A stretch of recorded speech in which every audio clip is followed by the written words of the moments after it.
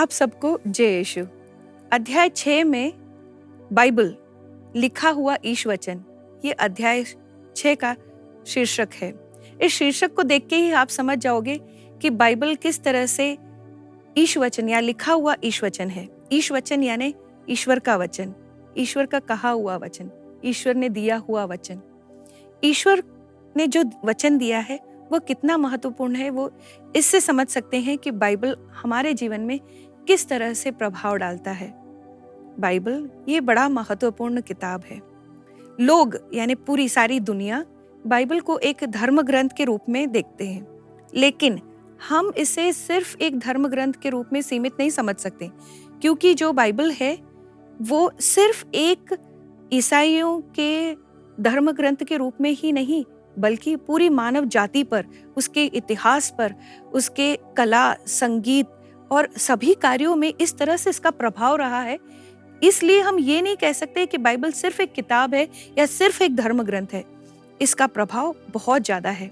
इसी छोटी सी एक बात से हम समझ सकते हैं, क्योंकि दुनिया के 2494 भाषाओं में बाइबल का अनुवाद किया गया है। इसी बात से हम समझ सकते हैं कि कितना महत्वपूर्ण है बाइबल लोगों के जीवन में। लेकिन जब हम समझे कि बाइबल ईश वचन है, लिखा हुआ ईश वचन, तो हमें एक बात और समझनी चाहिए कि ईश्वर का जो वचन है वो हमारे पास तब आता है जब ईश्वर स्वयं को प्रकट करते हैं, यानी ईश्वर की प्रकाशना। ईश्वर की प्रकाशना या प्रकाशना का मतलब क्या है? प्रकाशना का इतिहास क्या है? प्रकाशना को हम अपने जीवन में कैसे समझते हैं? प्रकाशना का अर्थ है स्वयं प्रकटीकरण।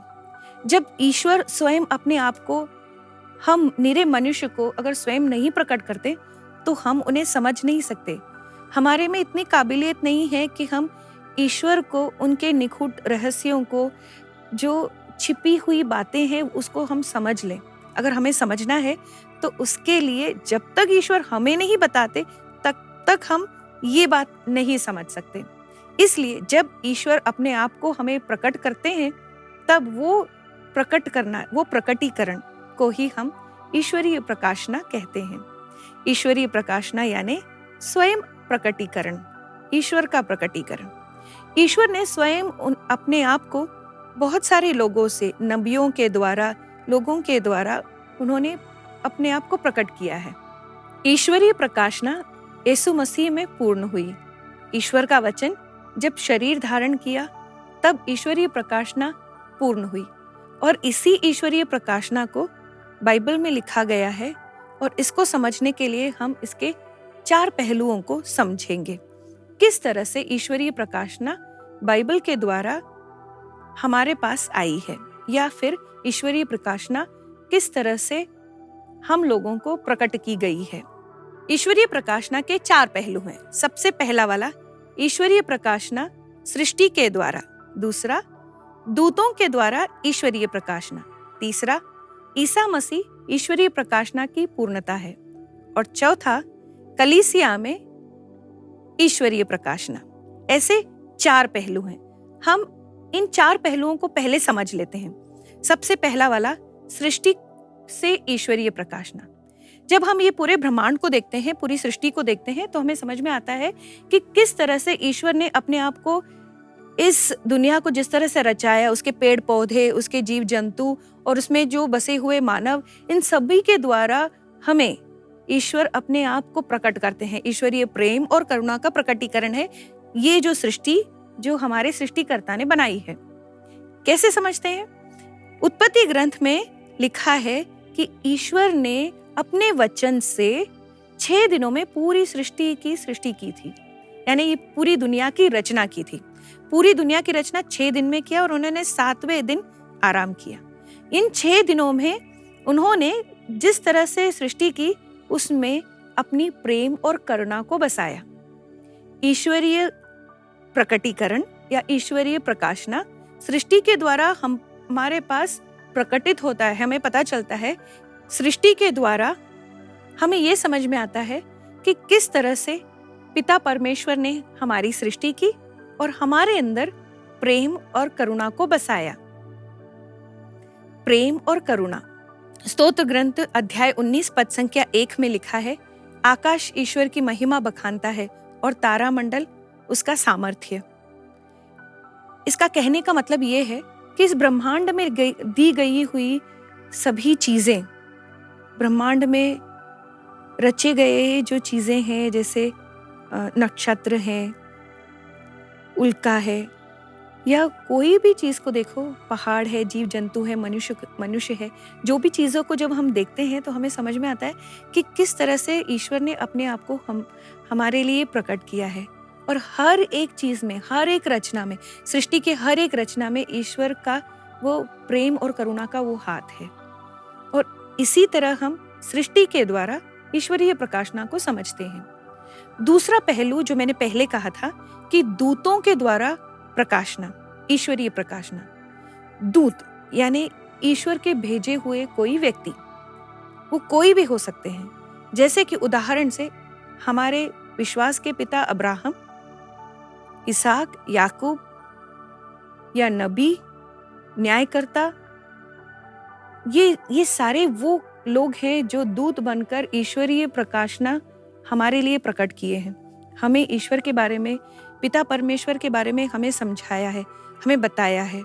और हमें ही नहीं, उस जमाने में जिन लोगों को उन्होंने अगुवाई की थी, जिन लोगों की उन्होंने अगुवाई की थी, उनको भी इसी तरह से समझाया कि किस तरह से ईश्वर उनके जीवन में, उनके रचयिता ईश्वर, उनके पिता परमेश्वर उनके जीवन में किस तरह से अभिन्न अंग है और उन्होंने अपने आप को प्रकट किया है दूतों के द्वारा। यही दूत हैं जो हम फिर जाकर उनकी कहानी से हम समझते हैं कि किस तरह से उनके जीवन में ये प्रकट हुआ है ईश्वरीय प्रकाशना। ईश्वर उनके जीवन में किस तरह से महत्वपूर्ण हुए और ईश्वर ने उनके जीवन में क्या क्या किए। तीसरा जो पहलू है वो है ईसा मसीह में ईश्वरीय प्रकाशना की पूर्णता। ईसा मसीह के जन्म से और ईसा मसीह के जीवन से और ईसा मसीह के मृत्यु पुनरुत्थान से ये जो ईश्वरीय प्रकाशना है इसकी पूर्ति हो गई। क्योंकि जब पुराने विधान को हम पढ़ते हैं तो हमें समझ में आता है कि सृष्टि की रचना हुई थी, और जब सृष्टि की रचना हुई थी तो मानव को बेमिसाल प्रेम और करुणा से सृष्टि की गई। लेकिन कहीं ना कहीं पर उनसे गलती हो गई, और गलती होने के बाद में एक मसीहा के बारे में कहा गया था, और वही मसीहा है प्रभु यीशु मसीह। जब प्रभु यीशु मसीह आए तो उन्होंने पिता परमेश्वर के बारे में, उनके प्रेम के बारे में, उनकी करुणा के बारे में, पाप से मुक्ति के बारे में जब हमें बताया, तब उस ईश्वरीय प्रकाशना की पूर्णता हुई। हम ऐसे समझते हैं कि प्रभु ईसा मसीह में ही ईश्वरीय प्रकाशना की पूर्ति हुई है। और उसके बाद जो चौथा पहलू है वो ऐसे समझो कि जब पिता परमेश्वर ने प्रभु यीशु को हमारे पास भेजा, लेकिन प्रभु यीशु जब स्वर्ग उठा लिए गए, तब उन्होंने उनकी पवित्र आत्मा को हमें देकर चले गए। कलीसिया में हम और आप जब मिलजुल कर बैठते हैं, प्रेम भाव से रहते हैं, भाईचारे से रहते हैं, और पवित्र आत्मा के दिए हुए वरदानों द्वारा, पवित्र आत्मा के दिए मार्गदर्शन के द्वारा जब हम चलते हैं, तब ईश्वरीय प्रकाशना उसकी राह या उसके प्रकटीकरण को हमें समझाती है। इस तरह से चार पहलू हुए, एक सृष्टि के द्वारा, दूसरा दूतों के द्वारा, तीसरा ईसा मसीह के द्वारा, और चौथा कलीसिया के द्वारा। ईश्वरीय प्रकाशना बाइबल का रूप यानी लिखित रूप में किस तरह से आया, कब आया और कैसे आया, इसे हम अब समझते हैं। प्रभु ईश्वर कहता है, इस वाक्य से जब हर किताब शुरू होती है तो हमें समझना चाहिए कि ईश्वरीय प्रकाशना जब लोगों ने इसे लिखा, तब उन्होंने इसलिए लिखा ये समझाने के लिए कि ये ईश्वर का वाक्य है, ईश्वर का वचन है। बाइबल यूनानी शब्द बिबिलिया से उत्पन्न हुआ है। बाइबल शब्द, बाइबल में 73 किताबें हैं, 46 किताबें पुराने विधान के और 27 किताबें नए विधान के। पुराने विधान के जो 46 किताबें हैं, उनमें से 3 किताबें यानी कि प्रज्ञा का ग्रंथ, फिर पहला और दूसरा मक्काबाई का ग्रंथ, ये जो तीनों हैं वो इब्रानी भाषा में नहीं लिखे गए थे, लेकिन बाकी जो थे वो इब्रानी भाषा में लिखे गए थे, और नए विधान के संत मत्ती के सुसमाचार को अरमानी भाषा में लिखा गया था। लेकिन फिर बाद में इस बाइबल का अनुवाद हुआ और वो ग्रीक यानी यूनानी भाषा में सेप्तुअजिंट के नाम से बाइबल अनुवाद किया गया, जिसको इब्रानी लोगों को छोड़कर जो बाकी लोग थे, जो जेरूशलेम के नहीं थे, जो बाहर के लोग थे, तो वो ग्रीक वाली बाइबल को पढ़ा करते थे, सेप्तुअजिंट नाम के बाइबल को पढ़ा करते थे। बाइबल के 73 जो किताब हैं, उनको पहली बार 13वीं सदी में यानी कि 1205 ईस्वी में एक कार्डिनल थे, महाधर्माध्यक्ष स्टेफन लॉगडन ने पूरे बाइबल को अध्यायों में बांटा और फिर 16वीं सदी में यानी कि 1555 ईस्वी में एक मिशनरी रॉबर्ट स्टीफन ने उन अध्यायों में फिर से वाक्यों में विभाजित किया। जब कुल मिलाकर अगर देखा जाए तो 1334 अध्याय हैं और इनमें से 1074 अध्याय पुराने विधान के और 260 अध्याय नए विधान के। और अगर वाक्यों में देखा जाए तो 35,527 वाक्य हैं, कुल मिलाकर वाक्य 35,527। और अगर पुराने विधान को अकेले देखते हैं तो 37,570 वाक्य हैं और नए विधान के 7,957 वाक्य हैं। तो अगर आप इसको याद करते तो ये कितनी अच्छी बात है कि आपको ये पता होगा कि बाइबल में कितने किताब हैं, फिर कितने अध्याय हैं और कितने अध्याय में कितने वाक्य हैं। कुल मिलाकर इसे याद करना एक बड़ी अच्छी बात होगी। पुराने विधान के जो किताबें हैं वो इब्रानी लोग भी उसका उपयोग करते हैं और उनके लिए भी ये धर्म ग्रंथ है, लेकिन उनके इसमें ये 3 भाग में बांटा गया है और वह है संहिता, नबी और लेख। संहिता यानी पहले 5 ग्रंथ, नबी यानी नबियों का जो ग्रंथ है जिसमें सामुएल का पहला दूसरा ग्रंथ, राजाओं का ग्रंथ और इत्यादि ग्रंथ भी हैं, और बाकी जो बचे 11 ग्रंथ वो है लेख। हमारे बाइबल में जो 3 गुट हैं वो अलग हैं। वही किताबों को हम इस तरह से समझते हैं, पहले वाले भाग को ऐतिहासिक ग्रंथ मानते हैं और दूसरा जो भाग है वो है भविष्य सूचक और तीसरा भाग है प्रबोधनात्मक, तो हमें प्रबोधन देता है तीसरा भाग। इस तरह से हमारे इसमें 3 गुट है। जब हम बाइबल को समझते हैं उसमें एक वाक्य यानी एक शब्द हमें ये भी समझना है, वो है कानून। कानून का मतलब वो है जो कारपेंटर्स हुआ करते हैं यानी कि बढ़ईमान जो हैं वो एक नाप उपयोग करते हैं, उसको बोलते हैं कानून। यानी पुराने जमाने में वो उपयोग में आया करता था और उसी शब्द से हमारे लिए ये जो मापदंड का जो शब्द है कानून वो लिया गया। यानी बाइबल के जो 73 ग्रंथ है उन 73 ग्रंथ को हमने मापदंड बना रखा है और इसके आगे कोई और ग्रंथ हम इसके साथ में जोड़ नहीं सकते। मापदंड के लिए जो शब्द उपयोग किया गया वो है कानून, और कानून का पहली बार उपयोग अलेक्जेंड्रिया के एक धर्माध्यक्ष ने, जिनका नाम था ताजियुस, उन्होंने इसका उपयोग पहली बार किया था। वो था 3री सदी में यानी 3री सदी ईस्वी में उसका उपयोग किया गया था। ये वाले शब्द यानी कानून शब्द को उपयोग किया गया था। कानून का मतलब इस तरह से भी आता है कि हमारे जीवन में बाइबल ये हमारे जीवन का आधार है, हमारे जीवन का मापदंड है। इसको समझने के लिए भी हम कानून शब्द यूज कर सकते हैं, यानी यूज किया जाता है। फिर 8वीं सदी में भी निकिया की जो महासभा हुई थी उसमें भी 73 किताबों को मान लिया गया था कि वो पवित्र ग्रंथ है, जिसमें से 46 पुराने विधान के और 27 नए विधान के जो किताबें हैं उनको मान लिया गया था। लेकिन मार्टिन लूथर का जब उदय हुआ, उन्होंने इन 73 किताबों में से 11 किताबों को अप्रमाणित कर दिया। 11 किताब कौन से हैं? इब्रानी, यूदस, याकूब, प्रकाशना ग्रंथ, फिर मकबाए का ग्रंथ, प्रज्ञा, प्रवक्ता, और फिर तोबित, एस्तर, यूदित। यानी इतनी सारी किताबों को यानी 11 किताबों को अप्रमाणित कर दिया। इसलिए प्रोटेस्टेंट संघ सिर्फ 62 किताबों को प्रमाणिक मानते हैं, यानी उनके बाइबल में सिर्फ 62 किताबें हैं, जबकि ईसाई लोगों का यानी कैथोलिक कलीसिया में हम 73 किताबों को के संग्रहों को बाइबल मानते हैं। अभी हम देखेंगे कि बाइबल का अनुवाद कितने भाषा में हुआ था पहली बार, और वो किस तरह उसका उपयोग किया गया था और कैसे उसका अनुवाद हुआ। बाइबल को पहले तो इब्रानी भाषा में लिखा गया, 3 किताबों को छोड़ के, बाकी 46 किताबों में से 3 को छोड़ के बाकी सारी इब्रानी भाषा में लिखी गई थी। और फिर इब्रानी भाषा में लिखी गई बाइबल, उसका अनुवाद हुआ था पहली बार करीब ईसा पूर्वी में, यानी 180 में ही अनुवाद हो गया था।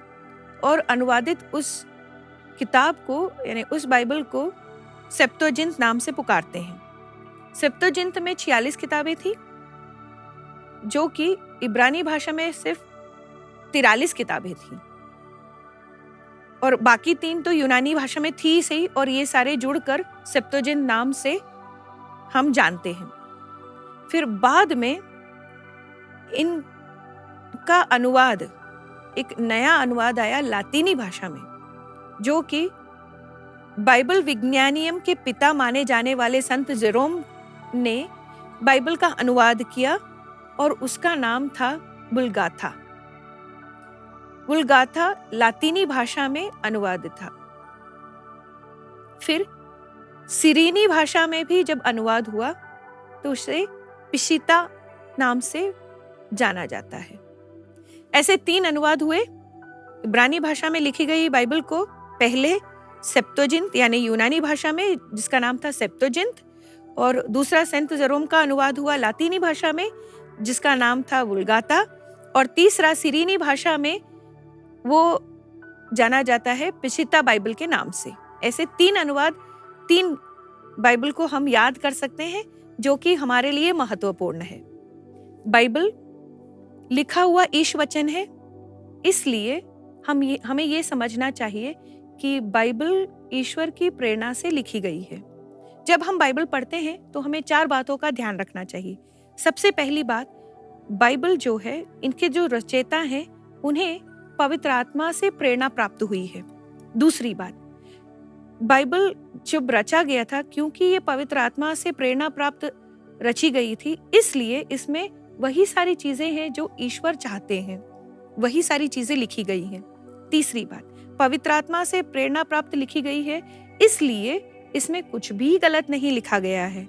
चौथी बात, जो रचयिता है उनके व्यक्तिगत शैली, लिखने का जो शैली है, या उनका जो ईश्वर दर्शन, ईश्वर परक दर्शन है, ये उनकी जो बातें हैं उसका भी प्रतिबिंब है इसमें। इसलिए हम जब बाइबल पढ़ते हैं तो हमें समझना चाहिए कि ये ईश्वर की प्रेरणा से ही लिखी हुई ग्रंथ है बाइबल। बाइबल में जब हम पाठ पढ़ते हैं, बाइबल के पाठ में से हमें अर्थ निकालना आना चाहिए। 5 तरीके से हम कोई भी बाइबल के वाक्य या पाठ के अर्थ को निकाल सकते हैं। सबसे पहला वाला है शाब्दिक अर्थ, यानी शब्दों का लिटरल सेंस, जो उन शब्दों में बोला गया है उसका वही अर्थ जब हम समझते हैं और हमारे जीवन में लागू करते हैं तो वो हो गया शाब्दिक अर्थ। दूसरा है आध्यात्मिक अर्थ, यानी हमारे आध्यात्मिक जीवन में किस तरह से वो हमें मददगार बनता है, या हमारे स्पिरिचुअल लाइफ के लिए जिस तरह से वो हेल्प होता है, तो वो हो गया आध्यात्मिक अर्थ या स्पिरिचुअल सेंस। तीसरा है प्रतीकार्थ अर्थ, जैसे कि हमारे जीवन में जब छोटे बच्चों का बपतिस्मा होता है तो वो इस्राएली लोगों के उनके जीवन में जिस तरह से उन्होंने लाल सागर को पार किया और बचकर निकले, मिस्री सैनिकों से जब वो बचकर निकले तो किस तरह से वो बचकर निकले, वो हो गया उनका जो जीवन का जो प्रतीकार्थ हमने लिया है बपतिस्मा में, जिस तरह से वो प्रतीक दिखाता है वो ही प्रतीकार्थ है, यानी सिंबॉलिक सेंस। चौथा हो गया नैतिक अर्थ, यानी मॉरल सेंस। हमारे नैतिक जीवन में किस तरह से हम बाइबल के वाक्यों को या बाइबल के अध्यायों में से जो अर्थ निकलता है हमारे जीवन में किस तरह से हम लागू कर सकते हैं, ये हो गया उसका नैतिक अर्थ। आखिरी वाला है, जब हम पवित्र ग्रंथ पढ़ते हैं तो उसमें से हमारे जीवन में जो अर्थ निकलता है वो एक रहस्यात्मक अर्थ भी हो सकता है। रहस्यात्मक अर्थ यानी एनागॉजिकल सेंस। हमारा जीवन का लक्ष्य है स्वर्ग राज्य। स्वर्ग राज्य की प्राप्ति के लिए जो हम जीवन जी रहे हैं, उसमें उस घटना का या उस वाक्य का, उन वाक्यों का क्या महत्व है, उसे समझकर जब हम अर्थ निकालते हैं और हमारे जीवन में लागू करते हैं और उसी के आधार पर जब हम जीवन बिताते हैं, तो वो हो गया रहस्यात्मक अर्थ या एनागॉजिकल सेंस। इस तरह से 5 अर्थ, हम किसी पाठ का 5 तरीके से अर्थ निकाल सकते हैं। पहला वाला शाब्दिक अर्थ, दूसरा आध्यात्मिक अर्थ, तीसरा प्रकृतिकार्थ अर्थ, चौथा वाला नैतिक अर्थ और 5वां वाला रहस्यात्मक अर्थ। बाइबल की व्याख्या में 3 चीजों का ध्यान रखना चाहिए जो कि देववर्बम 12 में इसका उल्लेख किया गया है। जब हम पवित्र वचन के व्याख्या करते हैं तो सबसे पहले ये चीज ध्यान रखना चाहिए कि समस्त पवित्र ग्रंथ के विषय वस्तु और एकता को ध्यान में रखना चाहिए। इसका मतलब ये है कि भले किताबें अलग अलग हो, पवित्र ग्रंथ में 73 किताबें हैं और सारी किताबें अलग अलग है, उनकी शैली अलग है, लिखावट अलग है, लेकिन इसकी जो विषय वस्तु है और इनको समझने का जो तरीका है वो एक ही है। और जिस तरह से प्रतिपादित किया गया है उसको समझना हमें जरूरी है कि हम इसमें दी गई जो एक चीज है वो क्या है उसको समझें। दूसरी बात, जब हम पवित्र ग्रंथ की व्याख्या करते हैं तो उस समय हमें हमारे कलीसिया के परंपराओं को ध्यान में रखना चाहिए और उसके आधार पर ही व्याख्या होनी चाहिए। तीसरी बात, जब हम पवित्र ग्रंथ को समझते हैं, हमारे जीवन में लागू करते हैं, तो उस समय भी हमें हमारे कलीसिया के प्रबोधनों के आधार पर व्याख्या करनी चाहिए। इन चीजों को अगर हम अच्छी तरह से याद करते हैं, ध्यान में रखते हैं, तो हमारी व्याख्या गलत नहीं होगी। पवित्र ग्रंथ बाइबल ये ईश्वर द्वारा दी गई लिखित वचन है।